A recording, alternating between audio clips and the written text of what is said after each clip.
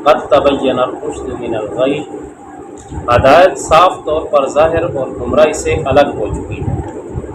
फमन यकफुर बित्तागूति व युमिन बिल्लाहि फ़क़द इस्तमसक बिलउर्वतिल वुस्क़ा, तो जो शख्स बुतों से एतकाद न रखे और अल्लाह पर ईमान लाए, इसने ऐसी मजबूत रस्सी हाथ में पकड़ ली है, लन फिसाम लहा, जो कभी नहीं टूटती। वल्लाहु समीउन अलीम, और अल्लाह सब कुछ सुनता और सब कुछ जानता है। सबसे पहले एक गलतफहमी ये है कि दीन इस्लाम में इस आयत से अक्सर लोग जब किसी को कहा जाए कि आप नमाज़ पढ़ें या रोज़े रखें या अल्लाह के हुदूद की पामाली ना करें, आप अहकामात के ऊपर आ जाएं, तो सबसे पहली दलील ये पेश की जाती है, जी ये तो मर्ज़ी का दीन है, तो दिल आएगा तो हम करेंगे। कुरान में नहीं आता ला इकराह फिद्दीन। इस बात को समझना चाहिए कि ला इकराह फिद्दीन से यह मुराद ये है कि किसी को इस्लाम में आप ज़बरदस्ती दाखिल नहीं कर सकते। जो इस्लाम में आके तो उनके ऊपर तो सख्तियाँ ही सख्तियाँ हैं, उनके ऊपर तो पाबंदियाँ ही पाबंदियाँ हैं। अल्लाह के नबी सल्लल्लाहु अलैहि वसल्लम ने फरमाया, दुनिया सिजनुल मुमिन व जन्नतुल काफिर, कि दुनिया ये मोमिन के लिए कैद खाना है। कैद खाने के अंदर कौन सी नरमी होती है? वो तो अपनी मर्जी पर चल ही नहीं सकती कैद खाने के अंदर। तो ये काफरों के लिए है कि जैसे हज़रत उमर रज़ी अल्लाह तआला अन्हु अपने ग़ुलाम को कहते थे कि इस्लाम कबूल कर लो, तो ग़ुलाम था जिसने इस्लाम नहीं कबूल किया हुआ, तो कहता था कि नहीं मैं नहीं करता। तो हज़रत उमर कहते थे ठीक है, ये फिर ज़बरदस्ती वाली तो बात कोई नहीं है कि जो काफिर हैं उनके ऊपर आप सख्ती नहीं कर सकते। लेकिन ये आयत, इस आयत के बारे में बहुत सारे उलमा का ये इख्तलाफ है। वो कहते हैं कि ये आयत मनसूख हो चुकी है, जितनी भी जिहाद वाली आयतें हैं उनके बाद, उनके आने के बाद ये आयत मनसूख है। लेकिन इत्तेफाक नहीं है उलमा का, बस कहते हैं मनसूख नहीं है। यही है कि आप ज़बरदस्ती न करें, और जिहाद इस वजह से फ़र्ज़ हुआ है कि ताकि ये लोग फसाद करें और इनके साथ आप झगड़ा करें। वरना बहुत सारी ऐसी आयात हैं जिनके अंदर ये आता है कि आप इनसे क़िताल करें, कुफ़ार से, इनको दावत दें, अगर नहीं मानते तो इनसे क़िताल करें। तो बहुत सारे उलमा इस पर भी मुत्तफ़िक़ हैं कि वो कहते हैं कि कुफ़ार के साथ भी आप सख्ती कर सकते हैं। इस आयत से चल जाए कि मुसलमान ये बातें लें कि नहीं जी वो हमारे ऊपर तो कोई सख्ती नहीं है। जब मुसलमान हैं, नाम लेवा हैं, पहली बात तो ये है कि जो नाम लेवा है रसूलुल्लाह सल्लल्लाहु अलैहि वसल्लम का या अल्लाह रब्बुल इज़्ज़त का, उसको तो फिर चाहिए ही नहीं कि उसके ऊपर सख्ती की जाए। उसको तो अपने आप पर खुद सख्ती करनी चाहिए। जैसे आता है ना हदीस के अंदर के जिहाद की किस्में हैं, जिहाद बिन नफ्स है, जिहाद बिन माल है, इस तरह बहुत सारी जिहाद की किस्में हैं कि आप उनमें से एक जिहाद की किस्म ये है कि आप अपने आप के साथ, अपने नफ्स के साथ जिहाद करें, इसकी ख्वाहिशात और तमन्नाओं को आप दबाए रखें, इसके साथ आप जिहाद करें, इसके साथ लड़ें। जो बात ये नहीं मानता इसको मनवाएं। आप अपने नफ्स के ऊपर खुद ब खुद इंसान सख्ती करें कि किसी और की सख्ती की ज़रूरत ही ना पेश आए।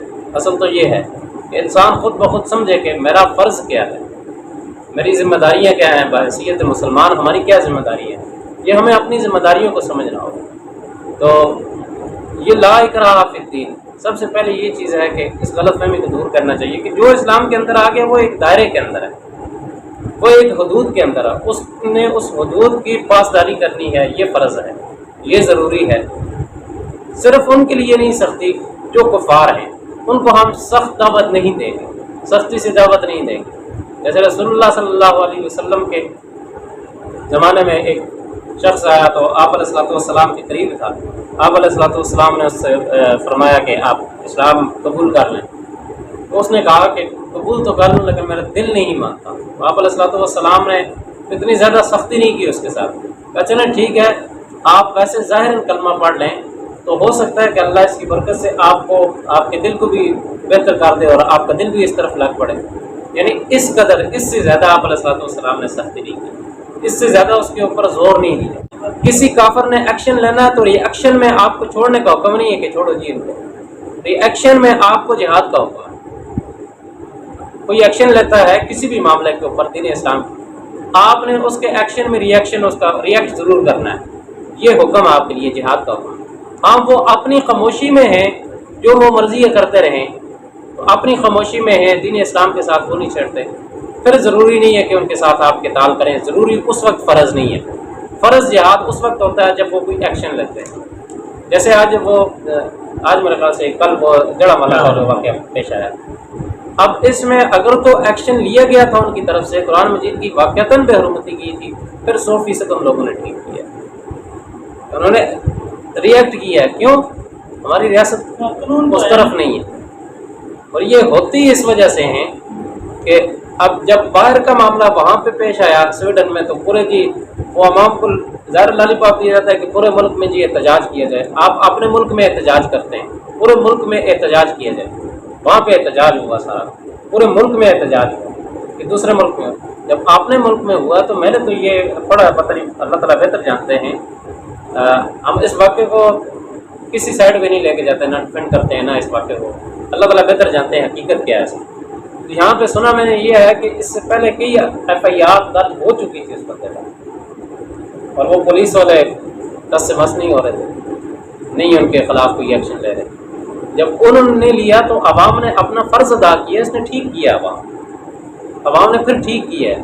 اگر انہوں نے ایکشن نہیں لیا تو بات یہ ہے کہ اگر وہ ایکشن لیتے ہیں پھر آپ کے اوپر جہاد یہ فرض ہے، پھر ضروری ہے، پھر آپ نے کرنا ہے جہاد. آپ کا قاضی اگر یعنی آپ کا حکمران اگر اس قابل نہیں ہے کہ وہ ان سے بدلہ لے سکے یا وہ ان کو سزا دے سکے، قانون کے اندر اس کو کٹہرے میں لائے، قانون آپ کا بنا ہوا پھر بھی عمل درآمد نہیں ہو رہا، تو پھر عام مسلمانوں پر فرض ہے، ضروری ہے ایکشن لینا. پھر ایکشن کریے، ایکشن نہیں، شروع میں پہل نہیں کرنی. اگر وہ کرتے ہیں تو پھر اس کا جواب دینا یہ فرض ہے. قد تبین الرشد من الغی، ہدایت صاف طور پر ظاہر اور گمراہی سے الگ ہو چکی ہے. یعنی جو ہدایت یافتہ لوگ ہوتے ہیں یا ہدایت ہوتی ہے وہ اللہ تعالیٰ نے بالکل صاف اور واضح طور پر اللہ تعالیٰ نے قرآن مجید کے اندر اس کو بیان کر دیا ہے. اور گمراہی بالکل الگ ہے. گمراہی کو ہر بندہ پہچان سکتا ہے، یہ گمراہی ہے، یہ حق ہے، یہ سچ ہے، یہ غلط ہے. فمن یکفر بالطاغوت ویؤمن باللہ فقد استمسک بالعروۃ الوثقی، تو جو شخص بتوں سے اعتقاد نہ رکھے اور اللہ پر ایمان لائے، اس نے ایسی مضبوط رسی ہاتھ میں پکڑی ہے لن فصام لہا، جو کبھی نہیں ٹوٹے گی. اچھا، یہ بت ایک تو وہ بت ہیں جو پتھروں کے ہیں، بنے ہوئے، تراشے ہوئے سامنے نظر آتے ہیں، ایک وہ بت ہیں. ان کے علاوہ بھی بہت سارے بت ہیں. ان کے علاوہ ڈھیروں بت ایسے ہیں جن کی عبادت کی جاتی ہے یا جن سے اعتقاد رکھا جاتا ہے. مثال کے طور پر بت انسانی شکل میں بھی ہیں، ہو سکتے نہیں ہیں، موجود ہیں، لوگ ان سے اعتقاد رکھتے ہیں. اللہ کے علاوہ کسی پر بھی، آپ کسی نبی پر بھی یہ عقیدہ نہیں رکھ سکتے کہ یہ نبی ہمارے کاموں کو حل کرے گا. اگر ایسا اعتقاد ہوتا تو پھر اللہ کے نبی صلی اللہ علیہ وسلم سب سے پہلے وہ اللہ سے مدد نہ مانگتے.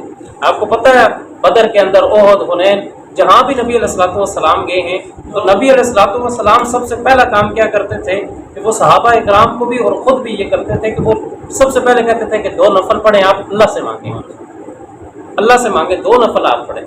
یہ اعتقاد ہے. یہ اعتقاد کسی اور سے رکھنا یہ بت پرستی میں آتا ہے. کسی اور سے کہ نبی علیہ الصلوۃ والسلام خود، بلکہ بدر کے بارے میں اور احد کے بارے میں آتا ہے کہ پوری رات آپ علیہ الصلوۃ والسلام سوئے نہیں اور خیموں کے اندر وہ اللہ رب العزت سے دعائیں مانگتے رہے کہ یا اللہ ہماری مدد فرما، ہماری مدد فرما. یہ نبی علیہ الصلوۃ والسلام ہیں. تو اگر نبی علیہ الصلوۃ والسلام اللہ سے مانگتے ہیں تو بدرجہ اولیٰ باقی جتنے بھی لوگ ہیں وہ ظاہر ہے، جتنے اولیاء اللہ ہیں یا صحابہ اکرام ہیں، اہل بیت عظام ہیں، جتنے بھی لوگ ہیں وہ بھی اللہ سے مانگتے ہیں. تو کسی اور سے اعتقاد رکھنا کہ یہ ہمارے کاموں کو حل کر دے گا، اگر نبیوں کے لیے نہیں رکھا جا سکتا تو پھر کوئی اور جو بھی ہو، کسی بھی کھیت کی مولی ہو، اس سے اعتقاد رکھنا یہ دین اسلام سے کھلم کھلا بغاوت ہے. کام جو کرنا ہے وہ اللہ تعالیٰ نے کرنا ہے. ہاں، سبب کوئی اور بن سکتا ہے. جیسے میں کہتا ہوں کہ ذاکر صاحب یہ قرآن مجید مجھے یہاں سے مجھے دے دیں، آپ نے اٹھا کے دیے، یہ آپ سبب بنے ہیں. پیچھے حکم اللہ تعالیٰ کیا ہے؟ اللہ تعالیٰ اگر یہ حکم اپنا سلب کر لیں، جیسے ہم نے پیچھے بھی پڑھا تھا کہ حضرت ابراہیم علیہ الصلوۃ والسلام وہ چھری کو چلا رہے ہیں، چھری کے اندر صفت ہے کاٹنے کی کہ وہ اس کو کاٹے، لیکن وہ نہیں کاٹ رہی. امر اللہ کا نہیں ہے، نبی ہیں، چاہت تو ہے نبی کی بھی، لیکن اللہ کا امر اس میں شامل نہیں ہے. اس طرح حضرت ابراہیم علیہ السلام کو آگ میں ڈالا جا رہا ہے۔ بہت سارے ایسے واقعات ہیں کہ جس کے اندر یہ وضاحت ہو رہی ہے کہ نہ پانی کے اندر ڈبونے کی صفت ہے، نہ آگ کے اندر جلانے کی صفت ہے، نہ چھری کے اندر کاٹنے کی صفت ہے۔ یہ سارے واقعات ہم نے پڑھے ہیں۔ تو اعتقاد یہی رکھنا چاہیے کہ کرنے دھرنے والی ذات اللہ تعالیٰ کی ذات ہے، اس کے علاوہ کوئی کچھ نہیں کر سکتا، اللہ کی مرضی کے علاوہ کوئی پتا بھی وہ ہل نہیں سکتا۔ اللہ سمیع علیم، اور اللہ ہی سب کچھ جانتا اور سنتا ہے۔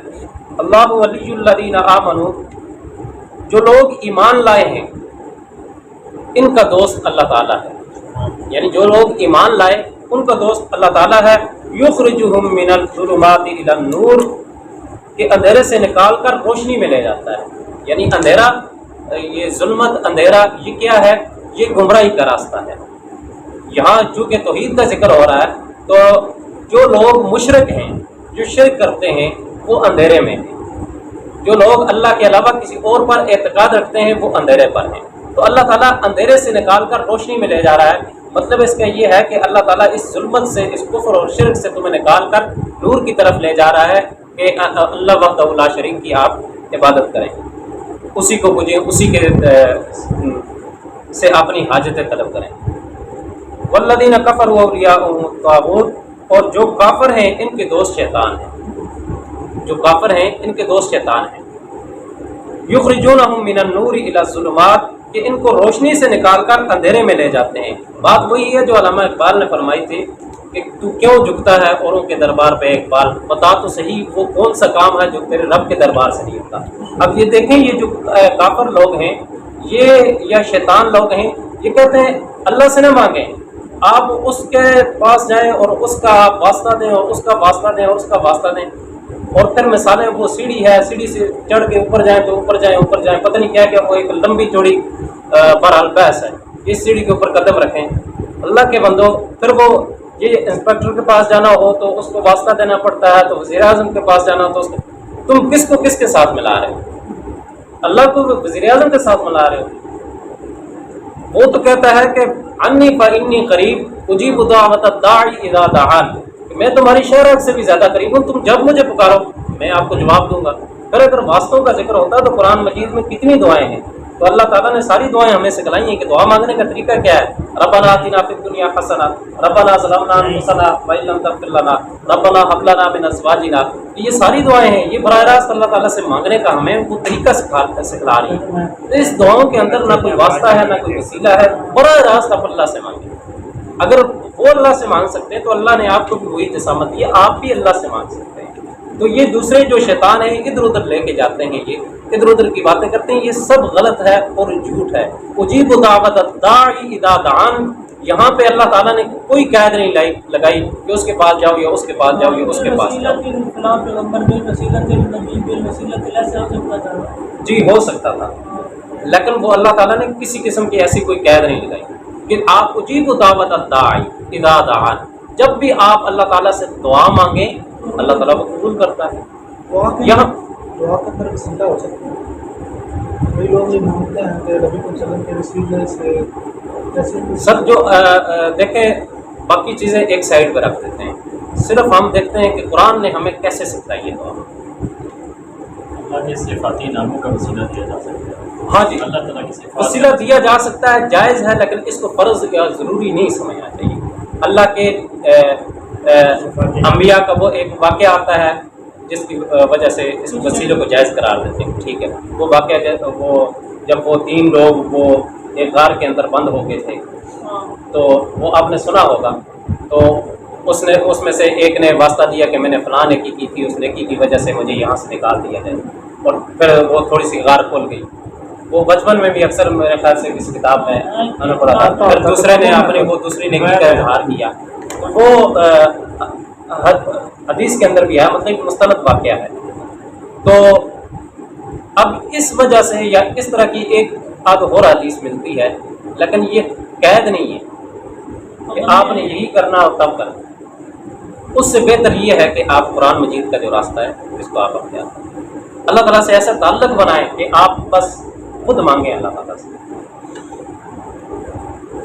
اولئک اصحاب النار هم فیہا خالدون، یہ لوگ شیطان جو ہیں جو اللہ کے علاوہ دوسروں کی طرف ہمیں لے کے جاتے ہیں، فرمایا یہ لوگ جہنمی ہیں، جہنم والے ہیں، ہم فیہا خالدون، وہ اس میں ہمیشہ ہمیشہ رہیں گے، یعنی ان کو پھر نہیں نکالا جائے گا۔ وہی بات ہے کہ ان الشرک لظلم عظیم، اور ان اللہ لا یغفر ان یشرک بہ ویغفر ما دون ذلک، کہ اللہ تعالیٰ چاہے جس بھی گناہ کو معاف کر دیں لیکن شرک اللہ تعالیٰ کبھی معاف نہیں فرماتے۔ ہاں اس کے لیے سچی توبہ کی ضرورت ہے کہ مشرک اپنا وہ سارا جتنے بھی مشرکانہ فعل ہیں ان کو چھوڑ کر سیدھے راستے پر آ جائے، تو یہ ایک ہے کہ وہ توبہ کر لے مرنے سے پہلے۔ اگر وہ اسی حالت شرک میں مر جاتا ہے تو پھر اس کی معافی نہیں ہے۔ اللہ تعالیٰ فرما رہے ہیں اعلان کھلا اور واضح اعلان ہے کہ اللہ تعالیٰ جس کی چاہے مغفرت کر دیں لیکن مشرک کی اللہ تعالیٰ مغفرت نہیں فرمائیں گے۔ اور یہ چیز ایسی ہے، شرک کرنے والے، آگے یہ نمرود کا بھی واقعہ آ رہا ہے کہ اللہ تعالیٰ اس کو کبھی پسند نہیں کرتے۔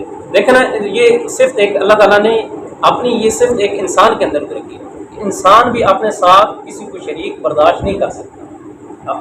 بیویاں ہیں، کون شخص یہ چاہتا ہے کہ میری بیوی کے ساتھ میرے ساتھ کوئی اور میرا جتنا قریبی مرضی ہے دوستوں وہ آ کے سو جائے؟ کون شخص یہ برداشت کرے گا؟ جتنا قریبی مرضی ہو کہے گا نہیں، یہ قریبی ضرور ہے لیکن یہ میری بیوی کے ساتھ اس کے معاملات میں نہیں برداشت کر سکتا، کبھی نہیں برداشت کر سکتا۔ 100 سال کی آپ کی دوستی ہو اور اس میں ایک مرتبہ آپ کو شک بھی ہو جائے نا کہ یہ میری بیوی کے ساتھ ہنس کے بات کرتا ہے یا کچھ، آپ مسلمان ہیں، غیرت مند ہیں، آپ کبھی اس چیز کو بھی برداشت نہیں کریں۔ جب انسان اتنی سی بات کو برداشت نہیں کر سکتا، واللہ احکم الحاکمین ہے، وہ اپنے ساتھ کسی شریک کو کیسے برداشت کرے؟ تو یہ بہت بڑا گناہ ہے، اللہ تعالیٰ ہم سب کی حفاظت فرمائے۔ اور دوسرا ہے، ایک تو شرک ہے، دوسرا بدعات ہے۔ یہ دونوں چیزیں، بدعت کے بارے میں بھی یہ ہے کہ جو شخص بدعتیں کرتا ہے، بدعت کو کے اوپر چلتا ہے، وہ بغیر توبہ کے وہ مرتا ہے، اس کو توبہ نصیب نہیں ہے۔ کیوں؟ توبہ اس کام سے انسان کرتا ہے جس کو وہ برا جانتا ہے۔ ایک چیز ہے انسان اس کو اچھی سمجھ کے کرے گا، وہ کہے گا یہ بہت اچھی چیز ہے، اس سے وہ کیسے توبہ کر سکتا ہے؟ ہاں جی، اس کے ذہن میں یہ چیز ہوگی کہ میں تو اچھا کام کر رہا ہوں، اچھے کام سے توبہ نہیں کی جاتی۔ الم تر الی الذی حاج ابراہیم فی ربہ ان آتاہ اللہ الملک، اے نبی صلی اللہ علیہ وسلم، بھلا تم نے اس شخص کو نہیں دیکھا جو اس غرور کے سبب کہ اللہ نے اس کو سلطنت بخشی تھی ابراہیم سے پروردگار کے بارے میں جھگڑنے لگا۔ اذ قال ابراہیم ربی الذی یحیی و یمیت، کہ جب حضرت ابراہیم نے کہا کہ میرا رب تو وہ ہے یحیی و یمیت، جو زندہ کرتا ہے اور پھر مارتا ہے، جو پیدا کرتا ہے اور پھر مارتا ہے، یعنی جتنی بھی مخلوقات ہیں اس میں انسانوں کے لے لیں کہ انسانوں کو پیدا کرتا ہے اور وہ مارتا ہے۔ یہ حضرت نمرود اور حضرت ابراہیم اور نمرود کے بارے میں یہ ہے کہ حضرت ابراہیم کا مکالمہ جو نمرود کے ساتھ ہوا تھا اس کا یہ ذکر ہو رہا ہے کہ حضرت ابراہیم نے نمرود سے کہا تھا کہ دیکھ میرا رب تو وہ ہے، جب آگ میں ڈالا گیا تھا اور آگ سے پھر جب نکالا تو حضرت ابراہیم کی پھر ملاقات ہوئی نمرود کے ساتھ، تو وہاں ان کا مکالمہ ہوا، اور مکالمہ یہ ہوا تھا کہ حضرت ابراہیم نے کہا تھا کہ میرا رب تو وہ ہے جو انسانوں کو یا تمام مخلوق کو زندگی بخشتا ہے، یعنی ان کو پیدا کرتا ہے پھر ان کو مار دیتا ہے، وہ جس کو چاہتا ہے زندہ کرتا ہے، جس کو چاہتا ہے مار دیتا ہے۔ تو نمرود نے کہا کہ دیکھو یہ کام تو میں بھی کر سکتا ہوں، یہ کام میں بھی کر سکتا ہوں۔ 2 بندے جو واجب القتل تھے وہ لے آیا، ایک کو اس نے قتل کر دیا اور دوسرے کو چھوڑ دیا۔ اب یہ اس کی بے ڈھنگی سی ایک دلیل تھی کہ یہ مارنا اور چھوڑنا یہ کوئی پیدا نہیں کر سکتا، اور مارنا بھی وہ اپنی مرضی سے تو نہیں مار سکتا، یہ تو اللہ کا حکم ہے۔ پھر حضرت ابراہیم نے کہا کہ اچھا تو ایسا کرتا تو پھر ایسا کر کہ میرا رب جو ہے، چل تو ایک فعل میں یہ تو کہتا ہے کہ یہ میرا کام ہے، تو ایسا کر کہ میرا رب مشرق سے غروب کو نکالتا ہے اور مغرب سے غروب کرتا ہے، تو ایسا کر اگر تو واقعی اپنے آپ کو رب کہتا ہے، وہ بھی ایک دعویٰ کرتا تھا ربوبیت کا، تو اپنے آپ کو رب کہتا ہے، تو ایسا کر کہ سورج کو مغرب سے نکال اور مشرق میں غروب کر دے۔ وہ لاچار ہو گیا، لیکن اللہ تعالیٰ نے اس کو ہدایت نہیں دی۔ اس کی وجہ کیا تھی کہ وہ تکبر اور غرور جو اس کے اندر رچ چکا تھا وہ پوری طور پر خاموش ہو کے وہ چلا گیا تھا وہاں سے، لیکن اللہ تعالیٰ نے اس کو ہدایت نہیں دی، تکبر کی وجہ سے اور غرور کی وجہ سے۔ یہ بھی ایک بہت بڑا گناہ ہے۔ قال انا احیی و امیت، وہ بولا کہ ذرا جلا اور مار تو میں بھی سکتا ہوں، یعنی پیدا اور میں بھی کر سکتا ہوں، میں بھی مار سکتا ہوں۔ قال ابراہیم فإن اللہ یأتی بالشمس من المشرق فأت بها من المغرب، تو حضرت ابراہیم علیہ السلام نے کہا کہ اللہ تو سورج کو مشرق سے نکالتا ہے، آپ اسے مغرب سے نکال دیجیے۔ فبہت الذی کفر، یہ سن کر وہ کافر حیران رہ گیا اور پریشان ہو گیا کہ اب یہ کیسے کیا جائے. خاموشی. واللہ لا یہدی القوم الظالمین، اور اللہ بے انصافوں کو ہدایت نہیں کرتا. یہ جو بے انصافیاں کرتے ہیں، ظلم کرتے ہیں، اللہ ان کو ہدایت نہیں دیتا. اللہ تعالی ہم سب کو ہدایت اور سیدھا راستہ عطا فرمائے اور ظلم